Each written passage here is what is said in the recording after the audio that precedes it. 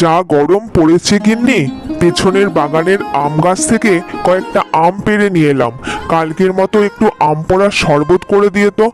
আর কি বলবো, মন মেজাজ যে ভালো নেই। দিনমজুরের কাজ করি, সেই কাজটা চলে গেল এই গরমে। কি করা যাবে বলো তো? কেউ তো এই গরমে কাজেও নিচ্ছে না।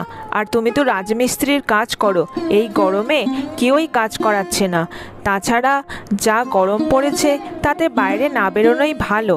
তোমাদের তো আবার সারাদিনের নামে কাজ। তাছাড়া আমি তো গিন্নিমার বাড়িতে রান্নার কাজ করছি, আমাদের সংসার দিব্যি চলে যাবে। সে তুমি যাই বলো গিন্নি, আমার কিন্তু ঘরে বসে বসে থাকতে একদমই ভালো লাগে না। কিন্তু কি করব, মালিক যে কোনো কাজ দিচ্ছে না।